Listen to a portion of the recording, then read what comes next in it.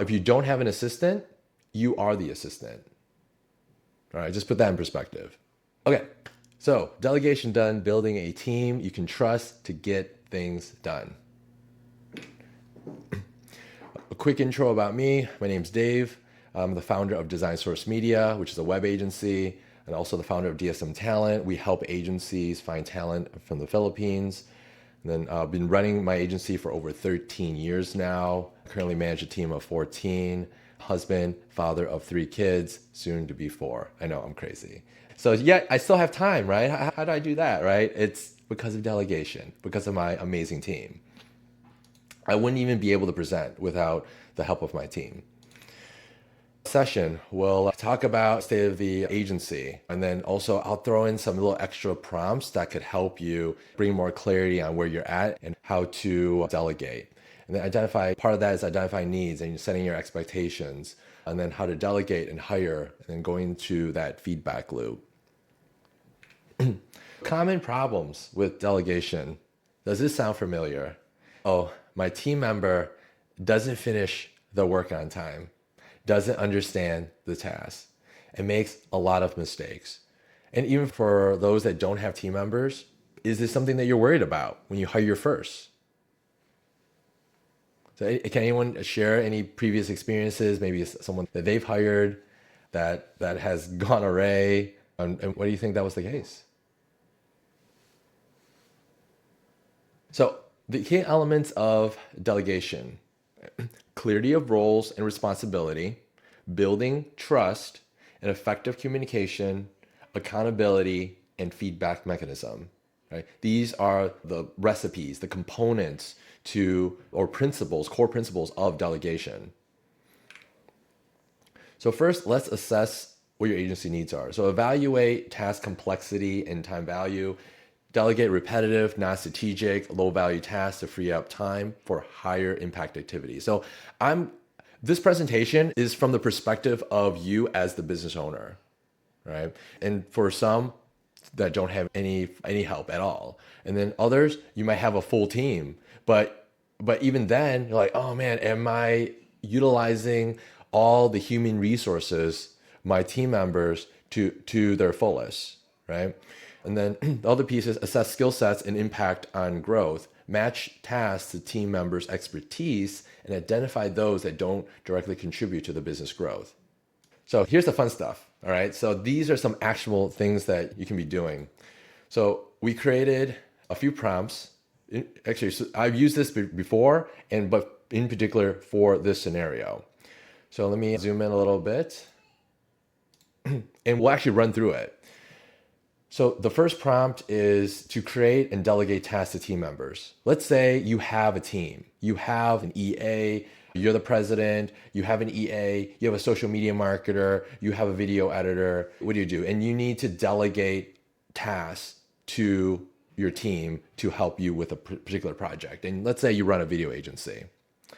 The structure of this is first context, scenario, and team members and job titles. Right? You are the president of a video agency, a video marketing agency focused on helping small local businesses. So that's the context. Scenario, you need to delegate tasks to your team members to help you create 10 social media video content posts for a local bakery called Bread is Life. And then here's your team. You got your team: David, president; Charlene is our executive assistant; Andrew is our social media marketer; Mav is our video editor. Okay, so let's see what happens if I just copy this. And currently right now I'm testing out Gemini. So Gemini is by Google. If you have a paid version of Google Workspace, you get Gemini Pro as part of it now. You can always use ChatGPT. We also have the Plus version. It's a little smarter, but let's just go ahead and use Flash, a 2.0 Flash. Immediately, it creates the outline and basically what you can delegate and what to think about. You really don't even have to think about this anymore. It's like, this is literally cheating. All right. Goal: create 10 social media posts, target platform, Reels, TikToks, Facebook. And if that is not, you just adjust your prompt a little bit. What is the timeline? And then president: what should the president be doing? Initial content, client communication, strategy approval, final review and approval. What should my EA be doing? Schedule client call, gather background information, coordinate feedback. What should our social media marketer be doing? Content ideation feedback, platform best practices, shot list, scripting, hashtag research, and caption suggestions. What should our video editor be doing? Content ideation feedback, film coordination, video editing and production, adherence to brand guidelines. Okay? And then communication, we will use our internal communication channels. I have a quick team check-in on Monday morning to discuss progress and address any roadblocks. So why am I showing everyone this exercise? It's because time and time again, I hear agency owners say to me, I don't know what to delegate. I don't know what to ask my team members what to do. I'm like, okay, if we didn't have AI, if we didn't have this technology, yeah, okay, I know it's tough.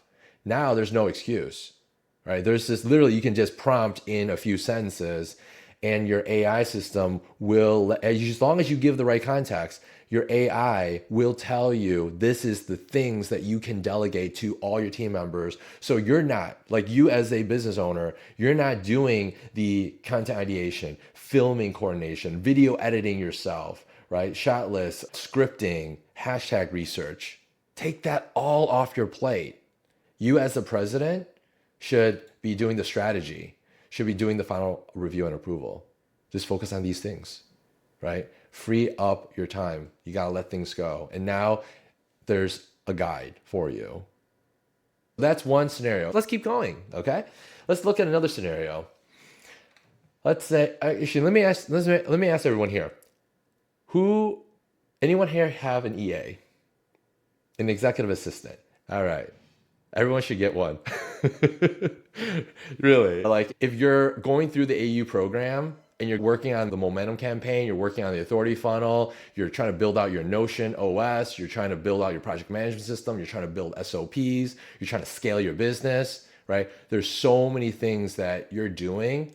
And if you don't have an assistant, you are the assistant. All right, just put that in perspective, okay? You don't want that. When you have an executive assistant, here's a little more context. Again, context, scenario, and EA.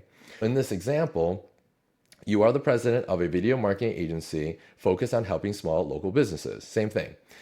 You currently are monitoring Instagram messages coming from ads requesting more information about our video services, then jumping on calls with prospects. This is what you have to deal with. Sound familiar? Anyone that continues to take the modules in AU, you will get to this point. And you know what that point is?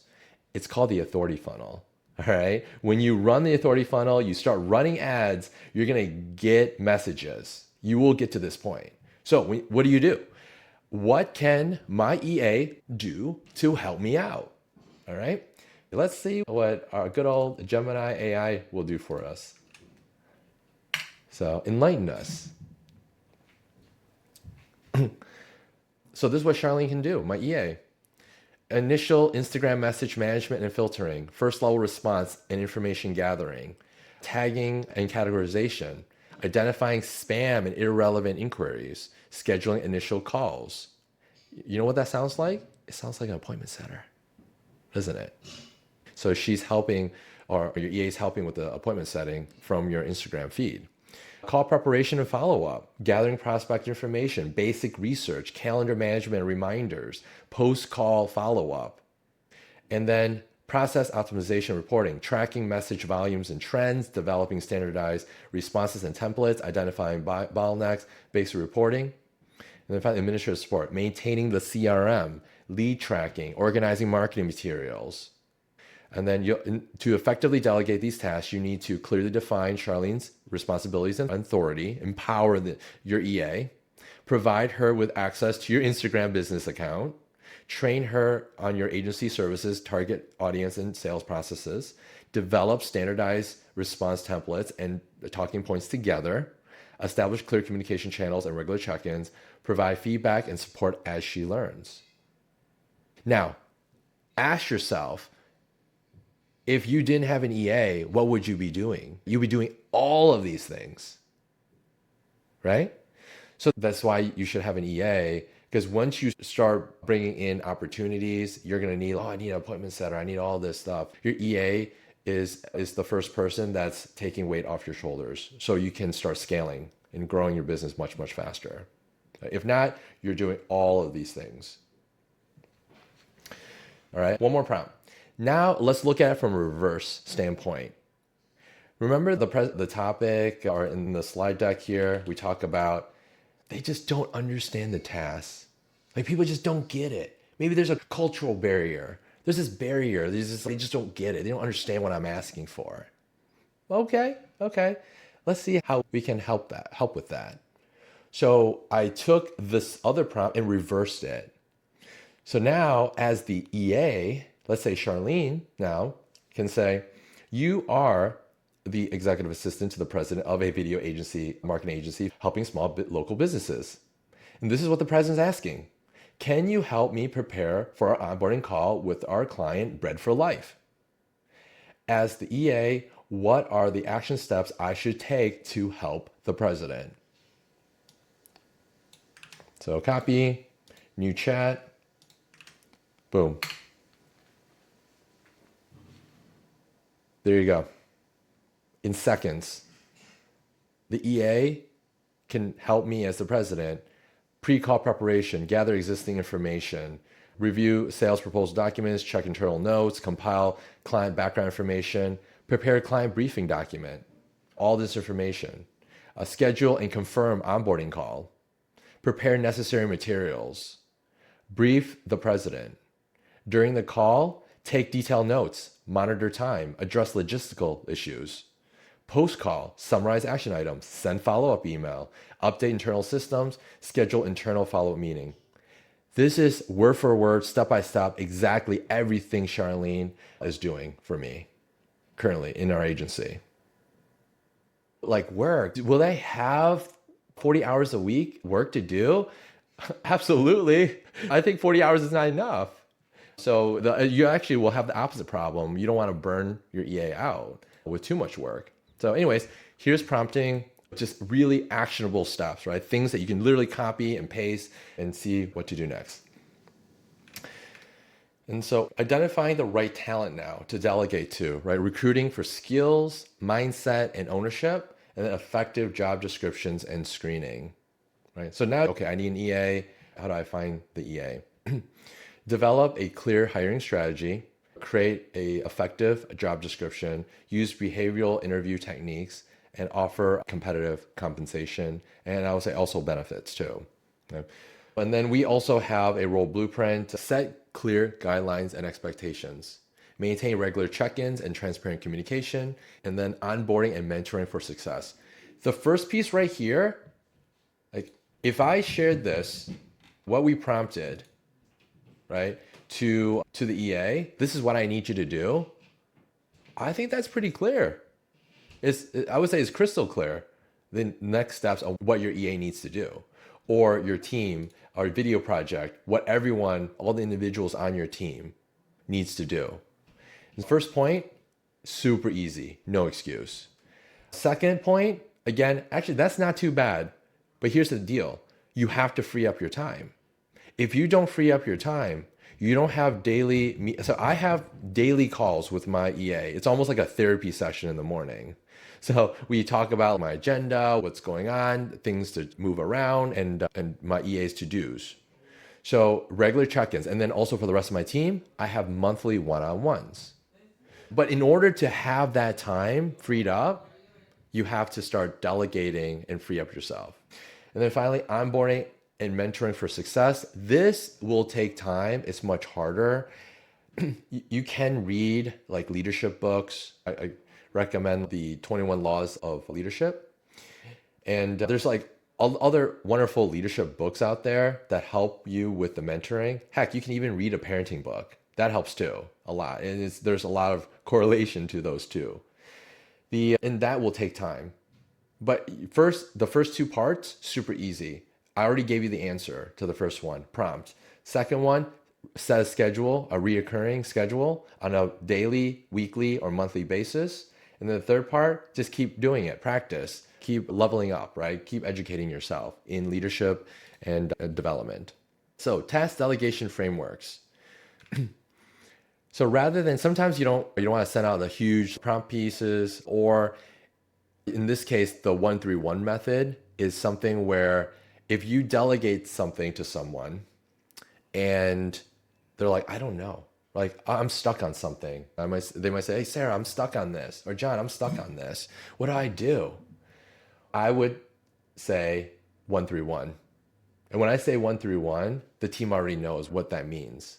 1-3-1, this is the breakout of 1-3-1. The first one is start with the clear objective. Identify what is the problem. As simple as that. What's the problem?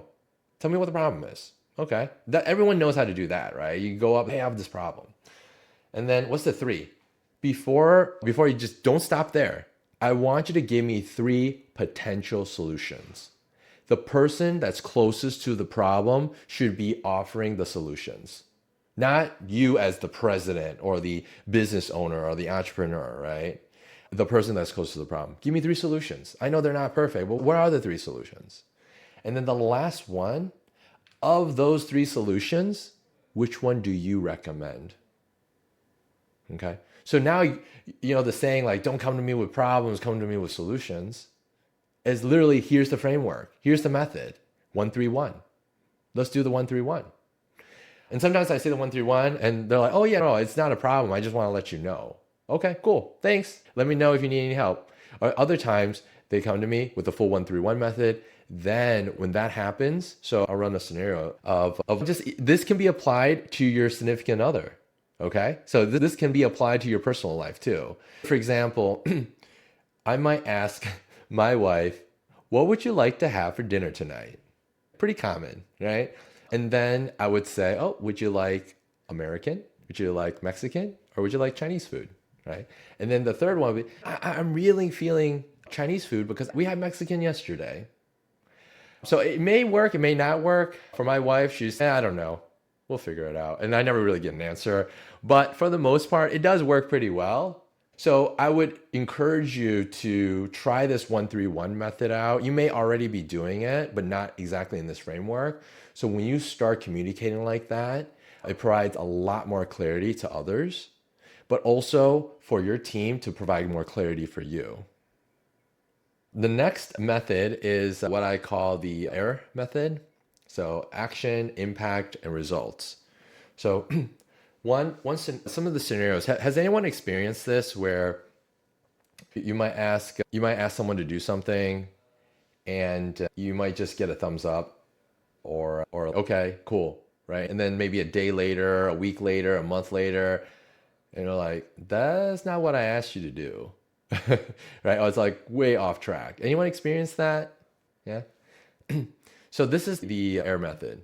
Evaluate the campaign, target audience, and resource, right? And then identify the different strategies and then respond to the best strategy and create the action plan for tasks and deadlines. So what that means is, let's say when you ask someone to, oh, can you make this post for this client, our client Bread for Life? For someone that's receiving this information, this request, they would go through this process. Okay, assess. Okay, what does Marcus want? What does Tyler want? Okay, they want me to create this post for Bread for Life. That's the client. Got it. Identify. All right, are there any issues with this? Do I have any more questions? Is there anything I'm not sure of? I should ask Marcus, ask Tyler on this. And then finally respond of, okay, got it. I will have this done by EOD, by end of day. I will have this done by tomorrow morning. Assess the situation, identify, do I have any questions, bottlenecks, concerns, and then respond to the individual, right? You don't need to prompt this, but the prompts, you literally use the AIR method and apply it into a prompt. But over time, it should come so naturally to everyone that you don't even think about it. It's like breathing, like air. All right. Empowered delegation. Trust and empowerment in delegation. And we touched on that in the wall, right? Like just letting go, right? Trusting your team, fostering empowerment. Because ultimately, this is what I let our team members know, the new hires know. This 90-day onboarding, especially for the first 2 months, there's going to be very little autonomy, if at all. It's really intense. There's a lot of training, a lot to do. It's going to feel like you're drinking from a fire hose. But our goal here is to give you as much, if not all, full autonomy. And where this is where what most people want, right? Like, it's not just the pay, it's not just the benefits. They don't want a boss or a leader or a manager like micromanaging them, right? Harping on them. Hey, wait, let me see what you're doing. Let me monitor every mouse click and keyboard stroke that you're taking, right? You don't have time for that either. Don't waste your time and energy on that.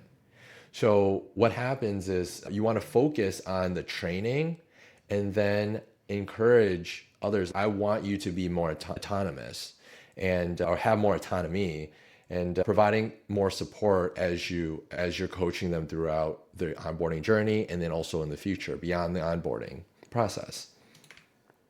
So here's the what to do and what to avoid.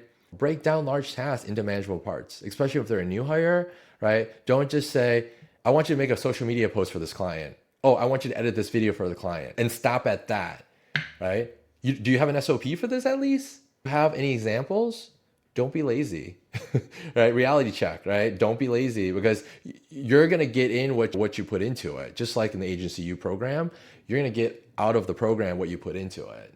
And then the next piece is provide clear expectations for tasks and outcomes, which we've already talked about a lot. Do not leave tasks vague or unclear. And then follow up regularly to offer support and ensure progress. I mentioned earlier, I meet with my EA every single day, but also new hires in the beginning. It doesn't matter what role they are. If I'm responsible, if I'm the mentor for the new hire, I'm meeting the individual once in the morning and once at the end of the shift. So in the beginning of the day and the end of the day. Beginning of the day is about, this is the plan for today. This is the onboarding training for the day. Let me know if you have any questions. At the end of the day, it's like, how was your day? Do you have any questions? Do you have any bottlenecks, any concerns? Because remember, someone new that's starting at your company isn't going to be comfortable to ask a ton of questions unless you approach them. You have to be a good mentor. In order to be a good mentor, you have to ask the right questions, know what questions to ask, right? And be approachable. Be able to assist with challenges and offer advice or resources. And then let team members find their own solutions while offering guidance when needed. In the beginning, we break it out into the first 30 days is learning. The next 30 days is implementing. And then the last 30 days is about optimizing what they've learned. So when they're in the learning phase, I don't try to make our team members try to find their own solutions. It's usually in the second month, I start asking like, oh, how would you handle it? What would you do? Sometimes I pretend I don't know anything, okay?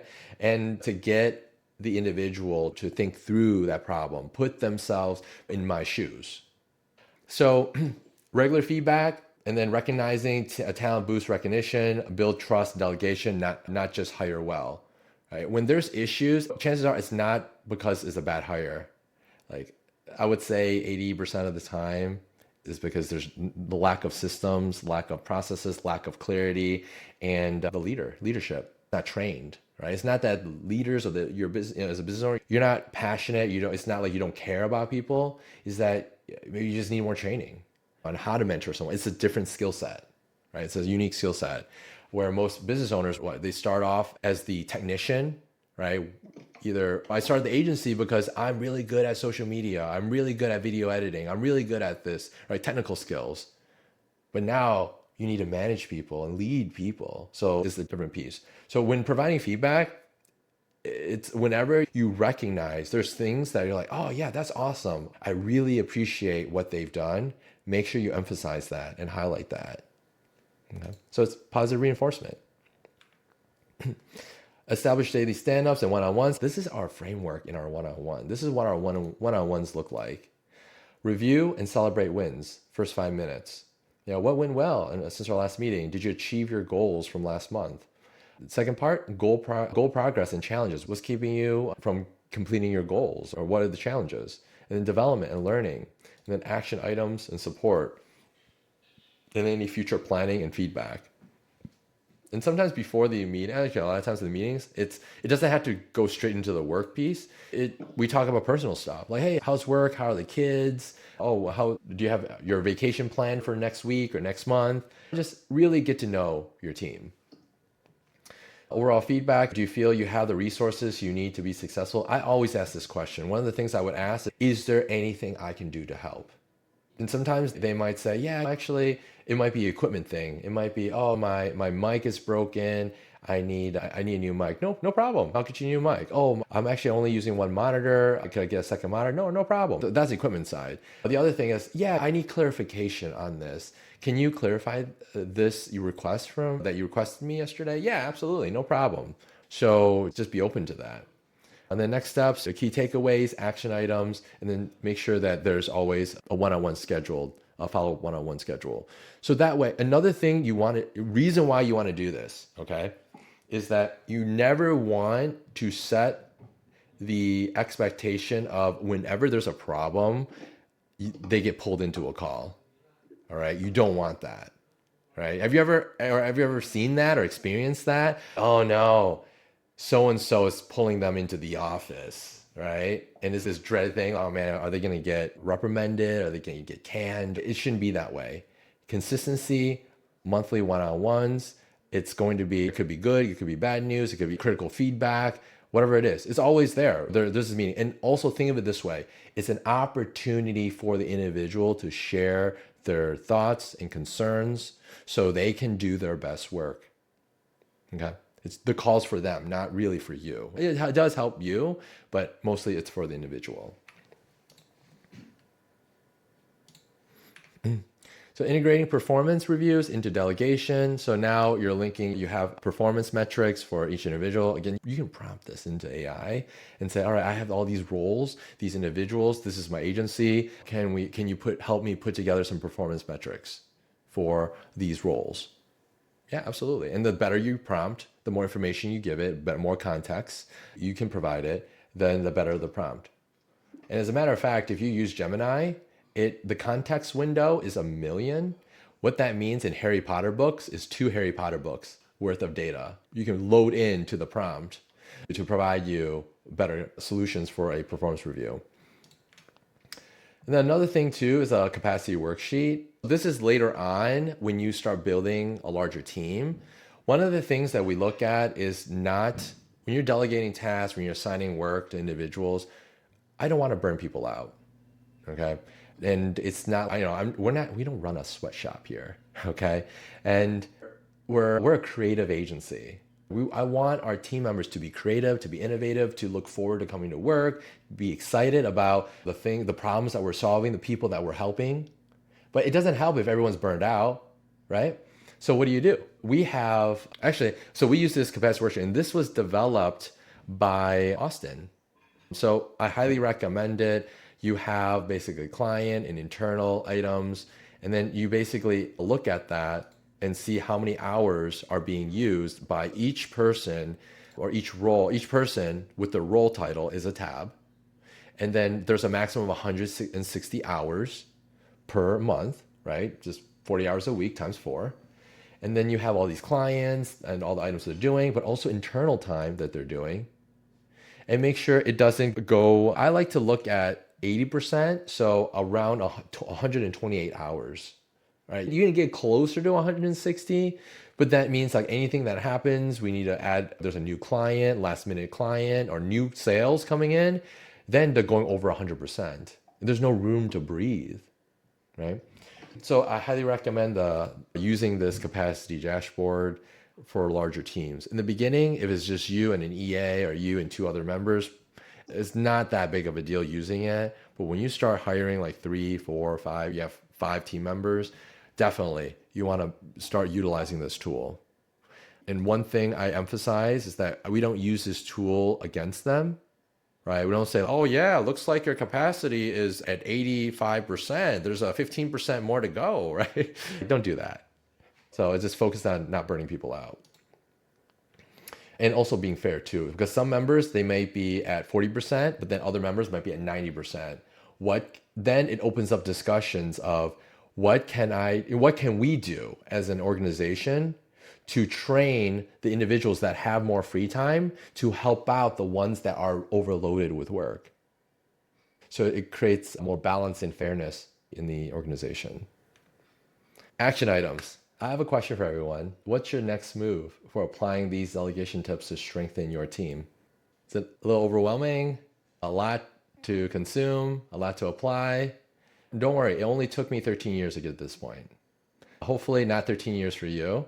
Maybe in the next 3 to 6 months, maybe how about a year, right? A year to not just start applying it, but really being part of your team's DNA. Okay. I'll wrap it up here. If you have any questions, feel free to message me directly. And I'm on Agency U, of course. You can message me there. You can email me.